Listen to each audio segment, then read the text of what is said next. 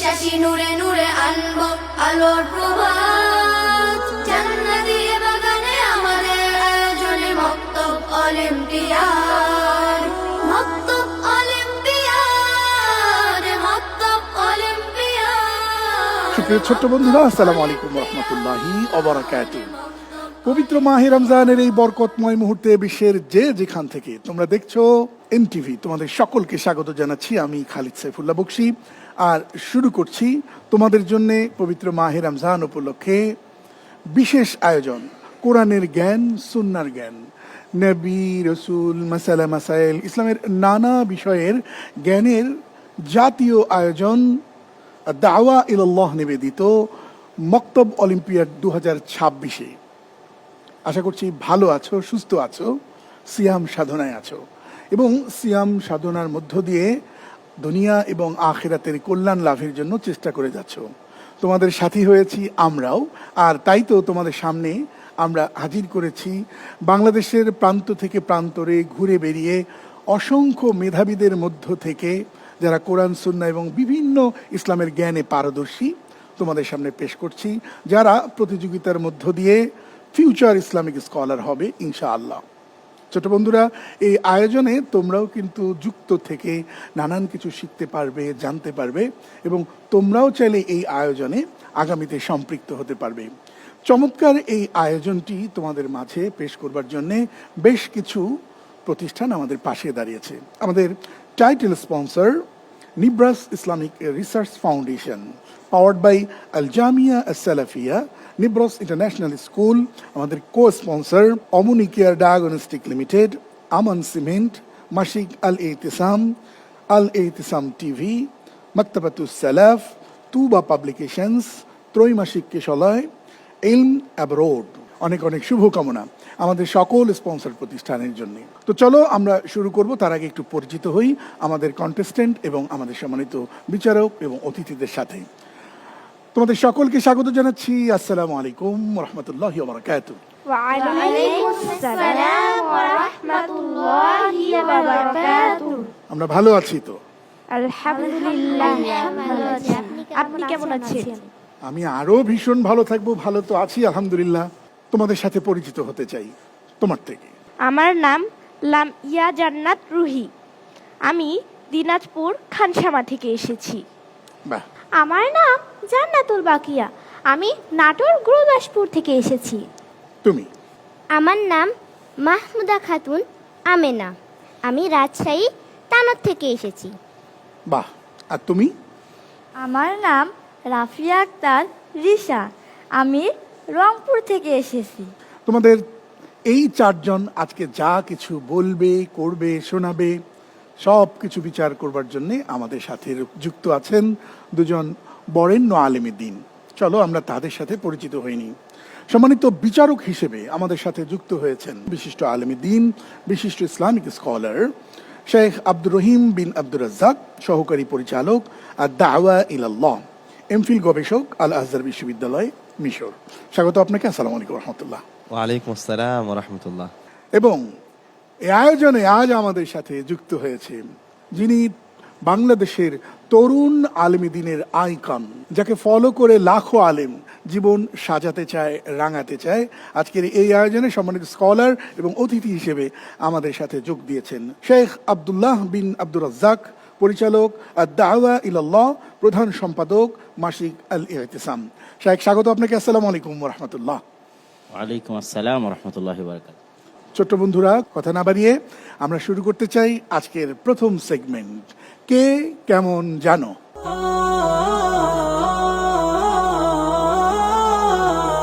তোমরা কে কেমন জানো তা একটু আমরা জানতে চাই। সেজন্য প্রথমে আমরা একটু ক্লু দিতে চাই তোমাদের একটা ভিডিও দেখানোর মধ্য দিয়ে। এবং এই ভিডিওটি কোনো বাস্তবতার সাথে কোনো মিল নেই, জাস্ট কাল্পনিক, কিন্তু তোমাদের মিলাতে হবে।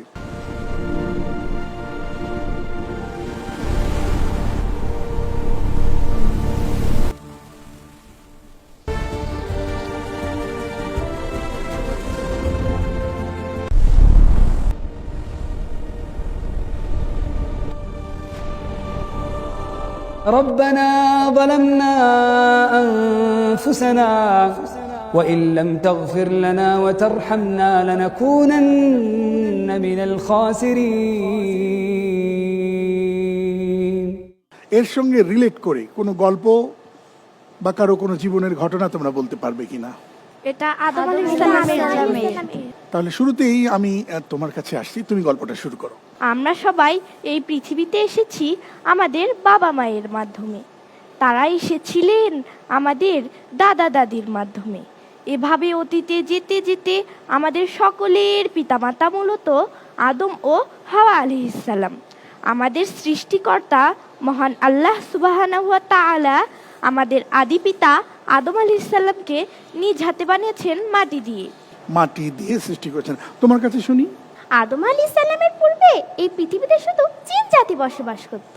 তারা পৃথিবীতে প্রচুর পরিমাণে ফিতনা ফাসাদ সৃষ্টি করায় মহান আল্লাহ মানব সৃষ্টি করার সিদ্ধান্ত নেন। এবারে মাহমুদা তোমার কাছে শুনতে চাই। তারপর মহান আল্লাহ আদম আলাইহিস সালামকে দুনিয়ার সকল কিছুর নাম শিখিয়ে দিলেন। আমরা যে আজকে মোবাইল কম্পিউটার চালাচ্ছি তার জ্ঞানও আদম আলাইহিস সালামের নিকটে ছিল।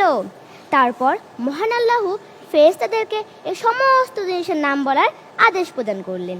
ফেরেশতারা উত্তরে বললেন, আমাদের জ্ঞান ততটুকুই যতটুকু আপনি শিক্ষা দিয়েছেন।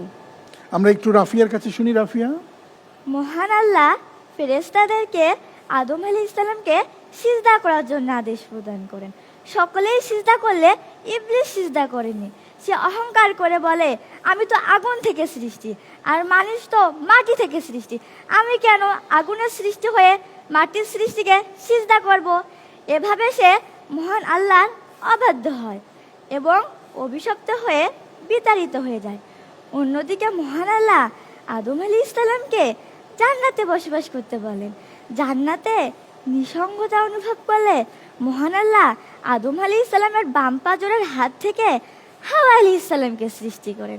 মহান আল্লাহ আদম আলাইহিস সালামকে পরীক্ষা করার জন্য জান্নাতের একটি নির্দিষ্ট গাছের নিকট যেতে নিষেধ করেন, কিন্তু শয়তানের প্ররোচনায় পা দিয়ে আদম আলাইহিস সালাম সেই গাছের নিকটে চলে যান।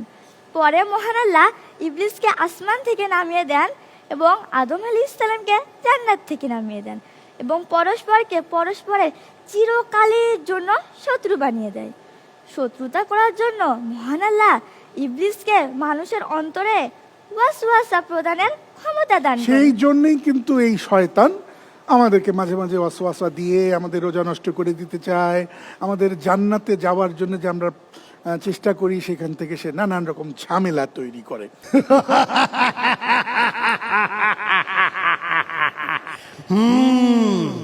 এই আদমের কারণে আজ আমি অভিশপ্ত, তাই তো এই আদম আমার চিরশত্রু।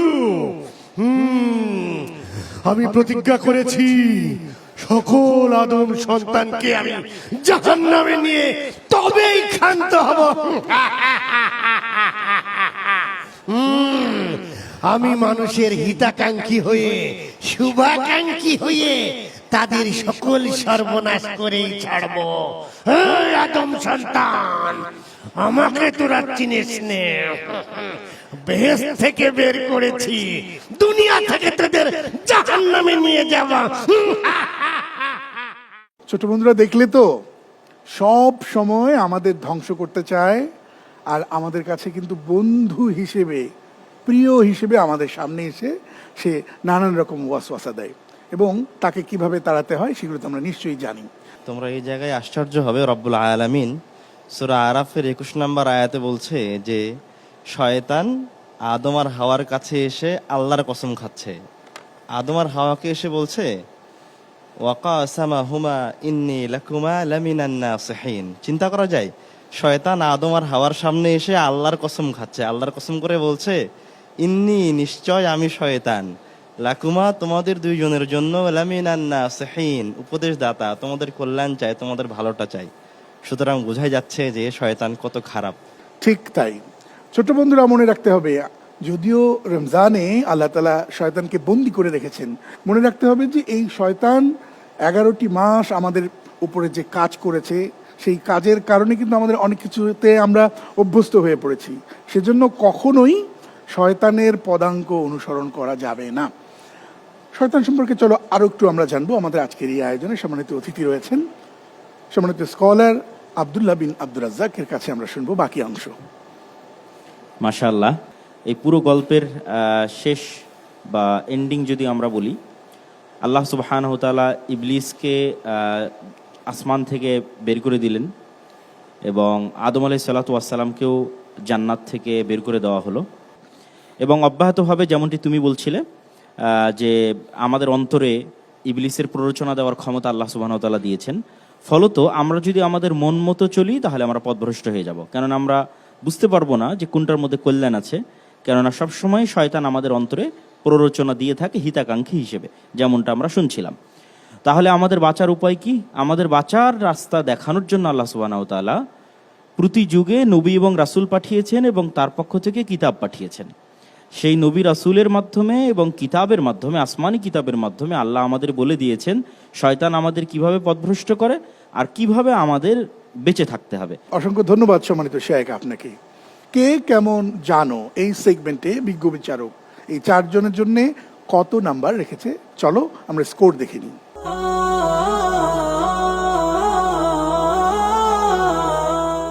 ছোট্ট বন্ধুরা, তোমরা দেখছো বাংলাদেশের প্রান্ত থেকে প্রান্তরে ঘুরে বেরিয়ে কোরআন সুন্নাহর জ্ঞান, ইসলামিক বিভিন্ন রকম নলেজ নিয়ে যারা বেড়ে উঠছে, এমনই চমৎকার এক আয়োজন তোমাদের সামনে উপস্থাপন করছি। আর দাওয়া ইলাল্লাহ নিবেদিত মক্তব অলিম্পিয়াড 2026 থেকে। ছোট বন্ধুরা, বিরতির আগে আমরা পারফরমেন্স দেখেছি, ওরা কে কেমন জানে, আজকে তারা আদম থেকে আমাদের শুনিয়েছে। এবার তাদেরকে একটু অন্যরকম ভাবে পারদর্শিতা দেখাতে হবে।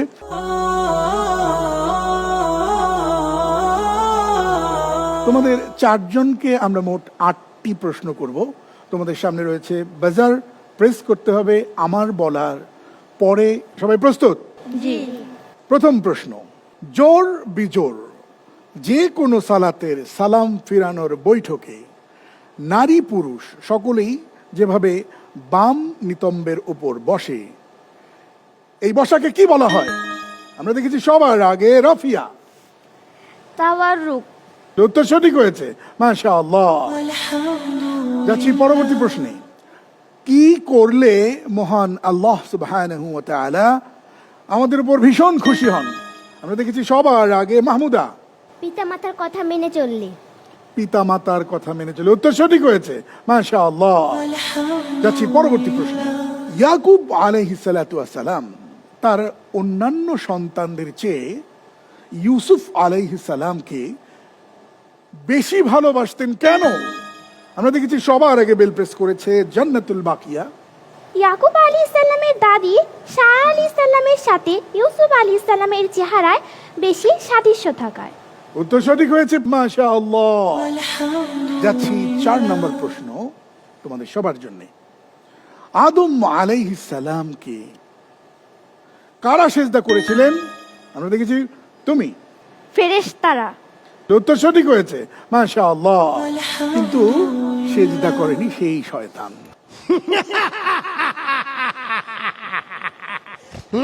ঠিকই শুনলাম, উপস্থাপক ঠিকই বলেছে। আমি কিন্তু আদমকে সিজদা করিনি। কেন কেন করব আমি? আমি তার চেয়ে কোন অংশে কম নাকি? বলি আমি তার চেয়ে অনেক বেশি ঊর্ধ্বগামী। আমি হইলাম আগুনের তৈরি।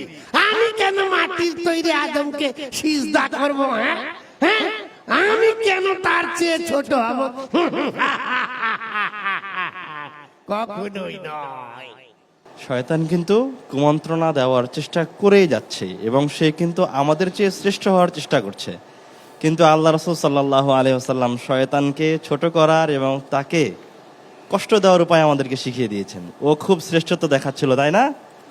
আমরা ওকে এবার কাঁদিয়ে ছাড়বো। আল্লাহ রাসূল সাল্লাম বলছেন, কেউ যখন কোরআনুল কারীমের যে আয়াতে তেলাওয়াত করে সিজদা দিতে হয়, ওই আয়াত তেলাওয়াত করে সিজদা দিলে শয়তান দূরে পালিয়ে গিয়ে কান্নাকাটি শুরু করে, কেননা সে আমাদেরকে সিজদা না করে আল্লাহর নাফরমানি করেছে, ফলে তার জায়গা জাহান্নাম। আর আমরা যেহেতু সিজদা করি, আমাদের থাকার জায়গা জান্নাত। যথার্থই বলেছেন সম্মানিত শাইখ। যাচ্ছি পরবর্তী প্রশ্নে। প্লাবনের সময় নূহ আলাইহিস সালাতু ওয়াস সালামের কাফের সন্তান কোথায় আশ্রয় নিতে চেয়েছিলেন? আমরা দেখেছি সবার আগে প্রেস করেছে জান্নাতুল বাকিয়া, পাহাড়ের চূড়ায়। উত্তর সঠিক হয়েছে, মাশাআল্লাহ। পরবর্তী প্রশ্ন, কি কারণ দেখিয়ে ইব্রাহিম আলাইহিস সালাতু ওয়াস সালাম তিনি মেলায় যাননি? আমরা দেখেছি আবারও প্রেস করেছো তুমি, অসুস্থতার অজুহাত দেখিয়ে। অসুস্থতার অজুহাত দেখিয়ে মেলায় যায়নি ইব্রাহিম আলাইহিস সালাতু ওয়াস সালাম। উত্তর সঠিক হয়েছে, মাশাআল্লাহ। দেখা যাক আমাদের পরের প্রতিযোগী বন্ধুরা কেমন করে। পরবর্তী প্রশ্ন, জাহান্নামে জাহান্নামীদের জন্য কি থাকবে? আমরা দেখেছি সবার আগে তুমি, শাস্তি ব্যতীত কিছুই পাওয়া যাবে না। এবং উত্তর সঠিক হয়েছে,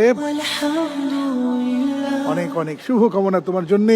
শেষ প্রশ্ন, কোন সূরার মাধ্যমে আমরা মহান আল্লাহর নিকট মানুষ ও জিনের কুদৃষ্টি থেকে রক্ষা পেতে প্রার্থনা করে থাকি? জি, সূরা নাস। সূরা নাস থেকে। উত্তর সঠিক হয়েছে, মাশাআল্লাহ।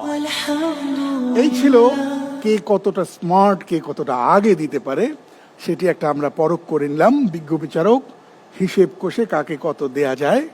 ছোট বন্ধুরা চলো দেখে আসি স্কোর।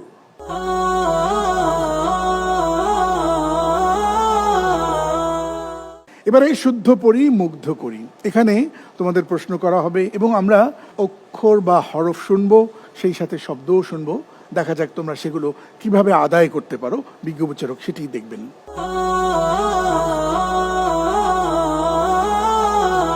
প্রথম প্রশ্ন, লামিয়া জান্নাত রুহি, তোমার জন্যে। তুমি এলইডিতে দেখো এক জবর, এক জের, এক পেশ, এটাকে একত্রে কি বলা হয়? হরকত। উত্তর সঠিক হয়েছে, মাশাআল্লাহ। পরবর্তী প্রশ্ন, জান্নাতুল বাকিয়া, তোমার জন্য। জবরকে আরবিতে ফাতহা বলা হয়, কিন্তু তোমার জন্য প্রশ্ন হলো জের এবং পেশকে আরবিতে কি বলে? কাসরাহ, দম্মাহ। উত্তর সঠিক হয়েছে, মাশাআল্লাহ। যাচ্ছি পরবর্তী প্রশ্ন নিয়ে। মাহমুদা তোমার কাছে। মাহমুদা তোমার জন্য প্রশ্ন হলো, এমন কিছু হরফ আছে যা দেখতে মোটা নয় কিন্তু তার আওয়াজটা মোটা করে পড়তে হয়, সেটি জবর এবং পেশের ক্ষেত্রে, এবং সেটা তখন আর বাংলার আকারের মতো হয় না। এমন হরফগুলো কি কি? খ, সদ, দদ, আইন, ত, কফ, জ। মাশাআল্লাহ, তুমি সুন্দর পেরেছো, কিন্তু আমরা এই হরফগুলোকে একত্রে কি বলতে পারি হরকত। জানা আছে? আচ্ছা, আমি বলে দিচ্ছি, আমরা একত্রে বলতে পারি খুস্সা দাগতিন কিদ। ঠিক আছে। শেষ প্রশ্ন, রাফিয়া আক্তার তোমার জন্যে। আমরা জানি এক জবর, এক জের, এক পেশকে হরকত বলে, কিন্তু এই হরকতওয়ালা হরফকে টেনে টেনে পড়তে হয় নাকি কিভাবে পড়তে হয়?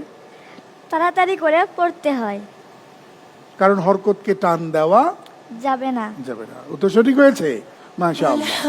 পরবর্তী প্রশ্ন, তোমাদের এলইডি ওয়াল দেখতে হবে, সেখানে কিছু শব্দ দেয়া থাকবে, তোমরা প্রত্যেকে এক লাইন করে পড়বে। শুরুতে আমি আসছি, লামিয়া জান্নাত তোমার কাছে। প্রথম লাইনটি পড়ো। কাবুরা, কাসুরা, সামারাতিন, দুইয়া। এবারে জান্নাতুল বাকিয়া। করুবা, হাসুনা, গিসাওয়াতুন, বাসুরা। ভুল হলো কিনা কোথাও? আচ্ছা, সম্মানিত বিচারক দেখছেন। পরবর্তীতে পড়বে মাহমুদা। তুবিআ, জুলিমা, কতারাতুন, তুফিয়া। কতটুকু আইন সুন্দর হলো, বিজ্ঞ বিচারক দেখছেন। এবারে শেষ লাইনটি পড়বে আমাদের রাফিয়া। কুরিয়া, কুবিতা, শাফাআতুন, হুদিয়া। মাশাআল্লাহ, আমরা চারজনের কাছে শুনলাম। বিজ্ঞ বিচারক তোমাদের তিলাওয়াত সম্পর্কে মূল্যায়ন করবেন। মাশাআল্লাহ, আমরা কিন্তু চারজনের দিকে যদি লক্ষ্য করি তাহলে একটা জিনিস খুব স্পষ্টভাবে আমাদের কাছে ধরা পড়বে। আমরা কিন্তু একটু আগেই মোটা অক্ষরগুলি দেখে এসেছি এবং এগুলিতে ঠোঁট গোল করতে হয় না, বিপরীতে কিন্তু দুইটি জায়গায় কিন্তু ঠোঁট গোল করতে হয়। যেমন যখন পেশ আসবে এবং যখন অ আসবে তখন কিন্তু ঠোঁট গোল করে পড়তে হয়। যেমনটা আমরা দেখলাম যে রাফিয়া, সে কিন্তু মাশাআল্লাহ ঠোঁট গোল করে এবং হক আদায় করে পড়েছে। মাশাআল্লাহ, এরাও মাশাআল্লাহ ভালোই পড়েছে, জাযাকুমুল্লাহু খায়রান। আর এরই সাথে আমাদের সময় হয়েছে একটা বিরতি নেবার। ছোট বন্ধুরা, তোমরা দেখছো আর দাওয়া ইলাল্লাহ নিবেদিত মক্তব অলিম্পিয়াড 2026। ছোট্ট একটা বিরতির পর আবার আসছি ইনশাল্লাহ। মক্তব অলিম্পিয়াড, মক্তব অলিম্পিয়াড। স্বাগত আরেকবার, সাথে থাকবার জন্য অসংখ্য ধন্যবাদ। ছোট বন্ধুরা, তোমরা দেখছো আর দাওয়া ইলাল্লাহ নিবেদিত মক্তব অলিম্পিয়াড 2026। এই আয়োজনে আমরা কোরআন, সুন্নাহ, হাদিস, মাসালা, মাসাইল এবং ইসলামের নানা বিষয়ে জানবার চেষ্টা করছি একটা জাতীয় প্রতিযোগিতার মাধ্যমে। আর সেখানে অংশগ্রহণ করেছে আমাদের ছোট্ট বন্ধুরা, নানামুখী পারফরমেন্স দেখিয়েছে। এ পর্যায়ে আমরা তোমাদের যেটি করব, এই সেগমেন্টের নাম আমরা রেখেছি ভেবে চিনতে বলো দেখি।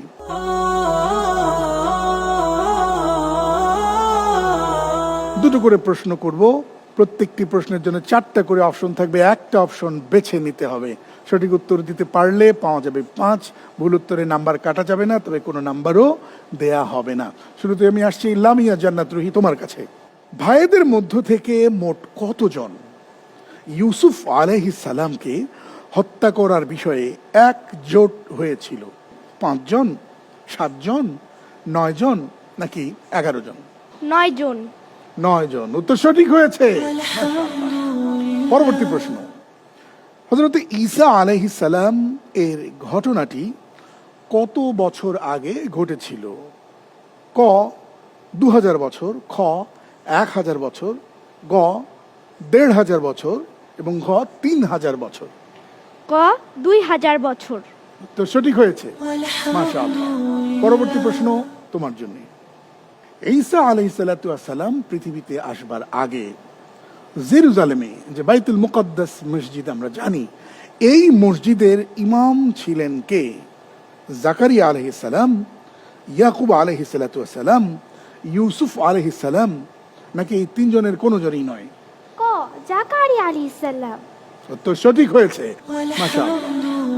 পরবর্তী প্রশ্ন, আদম আলাইহিস সালাতু ওয়াস সালাম তিনি দোয়ার মধ্যে বলেছেন নিশ্চয়ই আমি অন্তর্ভুক্ত। প্রশ্নটি হলো কাদের মধ্যে?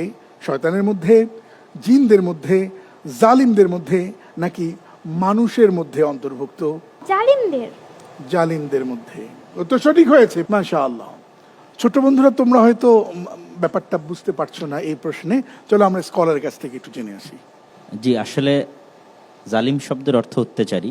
আদম আলাইহিস সালাতু ওয়াস সালাম যখন দোয়ায় নিজেকে জালিমদের অন্তর্ভুক্ত বলেছিলেন যে রব্বানা যালামনা আনফুসানা, তো এই জুলম বা অত্যাচারটা আসলে নিজের নাফসের উপর। আমরা যখনই কোনো গুনাহ করি না কেন, তখনই আমরা আমাদের নিজেদের নাফসের উপর অত্যাচার করি, জুলুম করি, যার ফলশ্রুতিতে আমাদের কালবে একটা করে কালো দাগ পড়ে যায়। সেটি আদম আলাইহিস সালাতু ওয়াস সালাম এই দোয়ায় আল্লাহকে বলেছেন যে আল্লাহ, আমি আমার নিজের নাফসের উপর জুলুম করেছি। জি, যাচ্ছি পরবর্তী প্রশ্নে। ইব্রাহিম আলাইহিস সালাতু ওয়াস সালাম কত কিলোমিটার পথ পাড়ি দিয়ে মক্কা পৌঁছান? প্রায় 1000, প্রায় 1500 কিলোমিটার, প্রায় 3000 কিলোমিটার নাকি প্রায় 4000 কিলোমিটার?